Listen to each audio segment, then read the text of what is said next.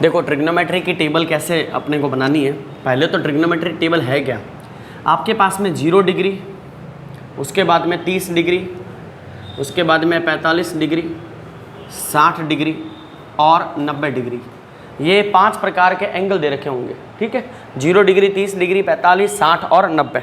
और इस एंगल के साथ में हमें साइन से लेकर कॉसेक तक सबकी वैल्यू इसके अंदर टेबल में लिखनी पड़ेगी। और उनको टेबल के नंबर्स को हमें याद नहीं रखना है, बिना याद किए काम हो जाएगा। तो पहले टेबल को अच्छे से ड्रॉ कर लेते हैं अपने। ये इस प्रकार से पहला, फिर दूसरा, फिर तीसरा, फिर चौथा और ये पांचवा। 5 सेगमेंट इसके अंदर बनेंगे, 0, 30, 45, 60, 90।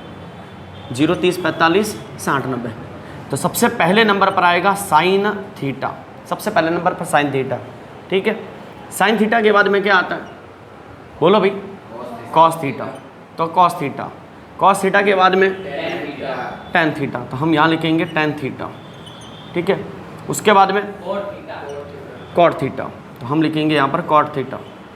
ये हो गया चौथा, सेक थीटा, इसके बाद में सेक थीटा और एकदम लास्ट में क्या आएगा, कॉसेक थीटा।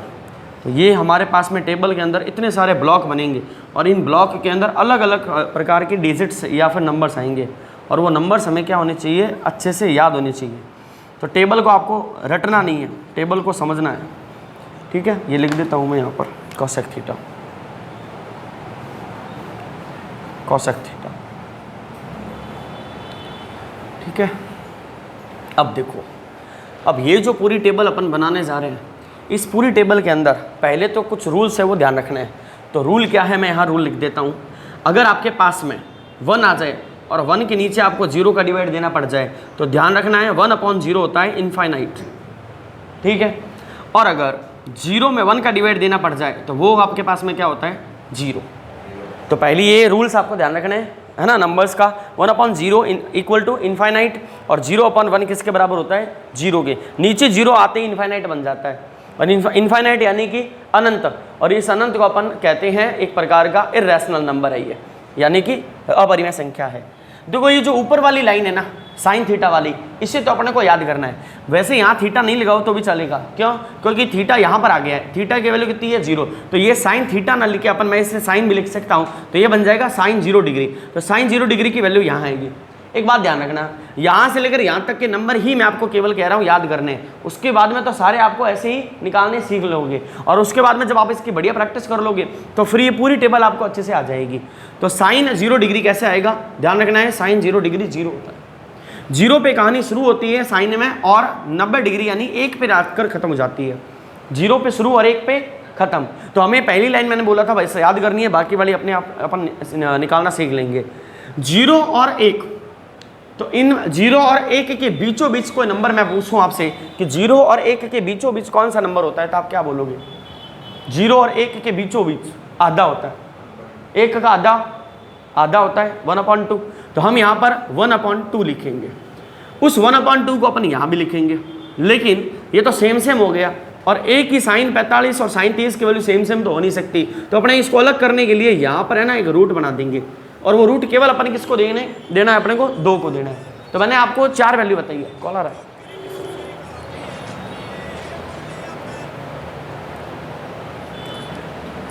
तो हमारे पास में अभी तक कितनी वैल्यू आ गई है, 1 2 3 और 1 वो 4। अब ये वाली वैल्यू कैसे आएगी, तो आप देखो इन दोनों नंबर को जोड़ो, कितना आएगा, 3 आएगा। तो हम यहाँ पर लिखेंगे 3। अच्छा, नीचे यहाँ पर क्या लिखा था, 2, यहाँ पर भी क्या लिखा था, 2, तो यहाँ पर भी क्या लिखना है, 2। लेकिन अभी यहाँ पर रूट किसको दिया, 2 को, अभी रूट दे दो ऊपर वाले 3 को। ऐसे याद करना है। अगर मान लो याद नहीं भी हो रहा है तो एक ऐसी ट्यून टाइप बनाओ और उसको याद कर लो। 0 आधा 1/√2 √3/2 1, 0 आधा 1/√2 √3/2 1, याद हो जाएगा। करना पड़ेगा इसको, पहली लाइन को अपने को याद करना है, 0 आधा 1/√2 √3/2 1। ये एकदम फ्लो में ऐसे याद कर लेना है। 0 आधा बोलना है, देखो आधा इंग्लिश में बोलो तो 0 हाफ, 0 के बाद में हाफ, 1/√2 √3/2 एंड 1। तो 0 आधा 1/√2 √3/2 और 1। तो एक बार बोल के दिखाओ सभी, 0 आधा 1/√2 √3/2 1। यहाँ तक क्लियर है। अब अपन कॉस थीटा कैसे लेके आएंगे, sine cos tan cot sec cosec. अपने पास में 6 लाइनें हैं, एक तो याद है तो वो तो हो गई। अब कॉस कैसे आएगा, तो मैं यहाँ से तीर बना कैसे लिखता हूँ, यहाँ लिखता हूँ REV, मतलब रिवर्स। रिवर्स का मतलब है कि अपने रेलगाड़ी एकदम उल्टी चला रहे। पहले रेलगाड़ी में आगे ही आगे जो डिब्बा था उसके जस्ट आगे इंजन लगा हुआ था, इंजन को घुमा के लाए, पीछे पीछे जो डब्बा था वहाँ मैंने इंजन लगा दिया, गाड़ी उल्टी चलने लग गई। यानी कि जो पहले जीवन में पीछे था अब आगे चल रहा है। यानी यहाँ पर भी यही है, जिसकी लास्ट रैंक थी अब उसकी फर्स्ट रैंक है, जिसकी सेकंड लास्ट रैंक थी अब उसकी सेकंड रैंक है। समझ में आ रही बात? जिसकी बीच में रैंक थी अभी भी बीच में ही है, कोई इंप्रूवमेंट नहीं है। जो आगे से सेकंड था अब वो पीछे से सेकंड है, और जो आगे से फर्स्ट था अब वो पीछे से फर्स्ट है। दूसरी वाली अपने आप ही हो गई, तो पहली वाली आ गई और दूसरी वाली भी हो गई। 0 आधा 1 बटा रूट 2 रूट 3 बटा 2 1, 0 आधा 1 बटा रूट 2 रूट 3 बटा 2 1, और उसके बाद में 1 रूट 3 बटा 2 1 बटा रूट 2 1 बटा 2, और उसके बाद में 0। तो ये वाली रटनी नहीं है, ये वहीं से निकल के आ जाएगी। अब मुझे एक बात बताओ, tan थीटा का मैंने आपको एक स्पेशल फार्मूला बताया था, किसी को याद है क्या वो फार्मूला? tan थीटा का स्पेशल फार्मूला, tan थीटा का स्पेशल फार्मूला है sin अपॉन में cos। यानी कि अगर मैं sin थीटा में cos थीटा का भाग दे दूं, यानी कहने का मतलब है अगर मैं यहाँ पर डिवाइड का निशान बना दूं, यहाँ पर भी डिवाइड बना दूं, यहाँ पर भी डिवाइड बना दूं, फिर यहाँ पर भी डिवाइड, फिर यहाँ पर भी डिवाइड, तो डिवाइड देने के बाद में जो नंबर आएगा वो मेरा tan थीटा का मान होगा। तो 0 में 1 का भाग, यहाँ देखो मैंने लिखा था 0 में 1 का भाग क्या लाके देता है? 0। यानी 0 में 1 का डिवाइड दूंगा मुझे क्या मिलेगा? 0। लेकिन जब मैं इसमें डिवाइड दूंगा तो ABCD कॉन्सेप्ट लगेगा। क्या लगेगा? ABCD concept. अब ABCD कॉन्सेप्ट क्या है?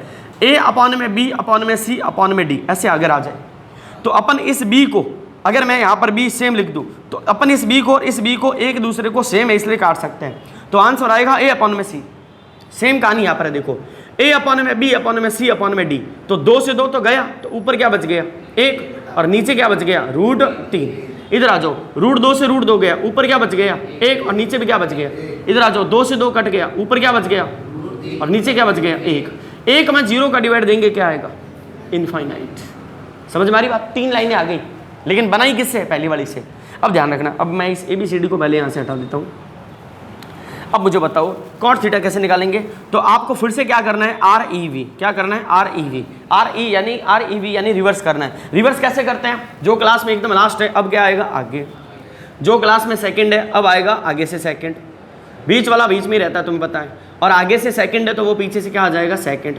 और जो एकदम फर्स्ट रैंक पे था लास्ट में चला गया और लास्ट रैंक आ गई उसकी।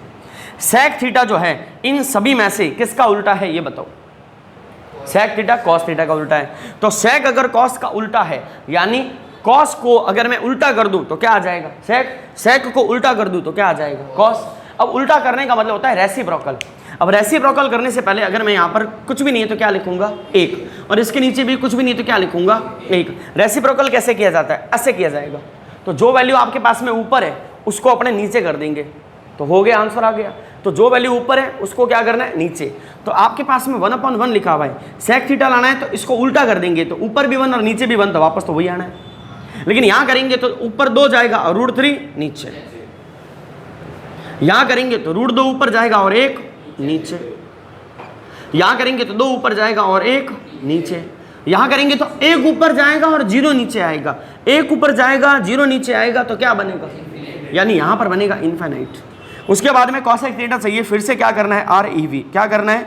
REV, reverse. रिवर्स यानी कि जो एकदम लास्ट में है वो पहली रैंक पे, सेकंड वाला आगे से सेकंड, बीच वाला बीच में ही रहता है तुम्हें पता है, और 2/√3 आगे से, और ये हो गया पीछे से सेकंड, और फर्स्ट वाला फर्स्ट में यानी पीछे से फर्स्ट।